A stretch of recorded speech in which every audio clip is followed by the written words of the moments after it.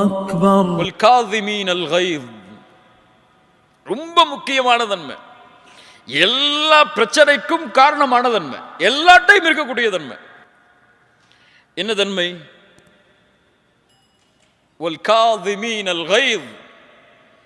கோபங்களை அவர்கள் விழுங்குவார்கள். முத்தகின்கள் யார்? கோபங்களை விழுங்குவார்கள். என்ன அர்த்தம்? கோபப்பட மாட்டார்கள். கோபப்படாமல் இருந்தால் எது கிடைக்கும்? எது கிடைக்கும்? பிபி ஏறாவது கொஞ்ச நாள் வாழலாம்னு கிடையாது, மெடிக்கல் செக்கப் போக வேணாம் கிடையாது.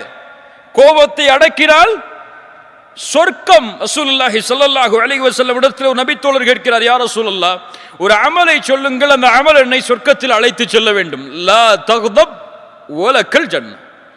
கோபப்படாதே, உனக்கு சொர்க்கம் உண்டு. உஇத்தத் லில் முத்தகீன். அந்த சொர்க்கம் அவர்களுக்காகத்தான் தயாரிக்கப்பட்டிருக்கிறது. அவர்கள் யார்? கோபத்தை விழுங்குவார்கள். ரசூலுல்லாஹி ஸல்லல்லாஹு அலைஹி வஸல்லம் சொன்னார்கள், ரொம்ப அழகான ஹதீஸ், யார் ஒருவர் கோபத்தை கட்டுப்படுத்துகிறாரோ, அதை வெளிப்படுத்துவதற்கு தகுதி இருந்தும், வெளிப்படுத்த முடியும் என்ற நிலைமை இருந்தும் யார் கோபத்தை கட்டுப்படுத்துகிறாரோ, அல்லாஹ் ரப்புல் ஆலமீன் நாளை மறுமையில் படைப்புகளுக்கு முன்னால் அவரை அழைத்து சொல்லுவான், ஹூரிலின் பெண்ணில் எந்த பெண் உனக்கு தேவையோ எடுத்து செல் என்று. உங்க மனைவி உங்களை கோபப்படுத்துறாங்கன்னு சொன்னா, அந்த கோபத்தை விழுங்குங்கள், அல்லாஹ் இந்த பெண்ணை விட சிறந்த பெண்ணை மறுமையில் தருவான் என்று. ஹூர்லின் உண்டுன்னு சொல்லி அமைதியா இருந்துடணும். இல்ல மாஷா அல்லாஹ். கண்ணியத்துக்குரியவர்களே, வல் காதிமீனல் கைத் என்றால் என்ன? கோபத்தை விழுங்குவதென்றால் என்ன? கோபத்தை அடக்குவதற்கும் விழுங்குவதற்கும் என்ன வித்தியாசம்? என்ன வித்தியாசம்? ரசூலுல்லாஹி ஸல்லல்லாஹு அலைஹி வஸல்லம் இடத்தில் ஒரு நபித்தோழர் வருகிறார், உம்மி மக்தூம், கண் தெரியாத நபித்தோழர். யார் இவர்? உம்மி மக்தூம் யார்? இவருக்கு என்ன வேலை சமூகத்தில்? அதான் சொல்லுவார். பிலால் அவர்களும் இவர்களும் முஅத்தின். கண் தெரியாத நபித்தோழர் ரசூலுல்லாஹி ஸல்லல்லாஹு அலைஹி வஸல்லம் குறைஷி பெரிய தலைவர்களோடு பேசிக் கொண்டிருக்கிறார்கள். இவர் வருவதை பார்த்தவுடன் அபஸ வ தவல்லா, மனிதர் வந்த பொழுது முகம் சுளித்தீர்கள், திரும்பிக் கொண்டீர்கள். அபஸ என்றால் அரபி மொழியில் முகம் சுளித்தல் என்றால் உபூஸ்னு, இந்த கோவப்பட்ட அந்த நெத்தியில 2 கோடு வரும்ல, நெத்திய சுருக்கடா, இந்த கோடுக்கு தான் உபூஸ்னு சொல்லுவாங்க அரபியில. அந்த நிலைமையில் முகம் சுளித்தார். அபஸ வ தவல்லா, அவ்வளவுதான் செஞ்சாங்க ரசூலுல்லாஹ்.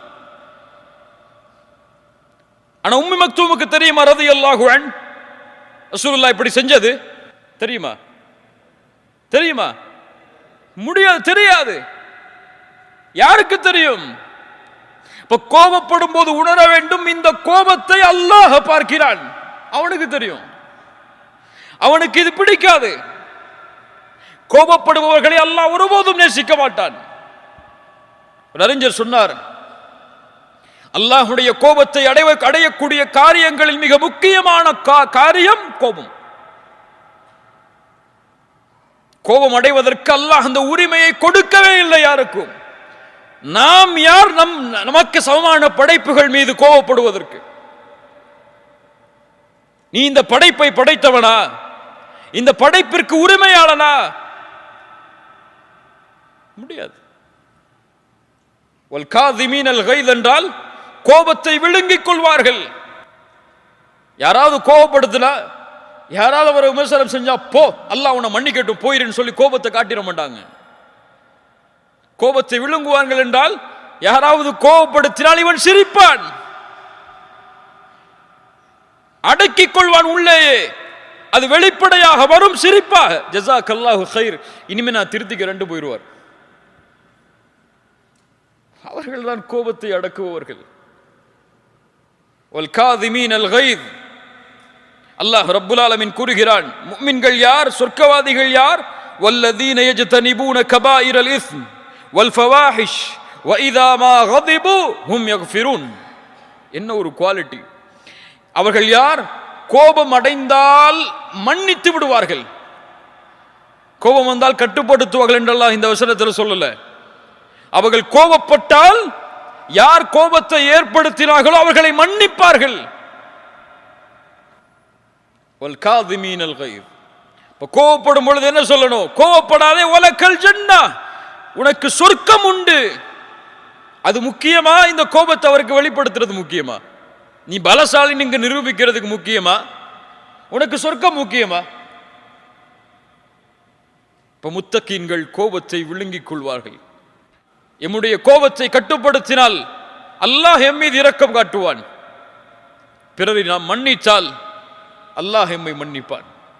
அல்லாஹ்விற்காக பாவத்தை துறந்து அல்லாஹ் என்னை பார்த்து கொண்டிருக்கிறான் சதா நேரமும் என்ற எண்ணத்தை கொண்டிருந்தால் அல்லாஹ் இந்த பூமியிலும் மறுமையிலும் சிறந்த வாழ்வை எமக்கு ஏற்படுத்துவான். அவர்களுடைய வாழ்வுதான் தக்குவாவை சுமப்பவர்கள் வாழக்கூடிய வாழ்வு. அல்லாஹ் நேசித்த வாழ்வும் அதுதான்.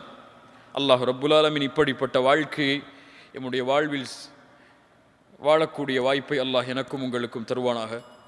ஜஸாக்குமுல்லாஹு கைரன், பாரக்கல்லாஹு லக்கும். அகூலு கௌலி ஹாதா அஸ்தக்ஃபிருல்லாஹ லீ வலக்கும். அஸ்ஸலாமு அலைக்கும் வரஹ்மத்துல்லாஹி வபரகாத்துஹு.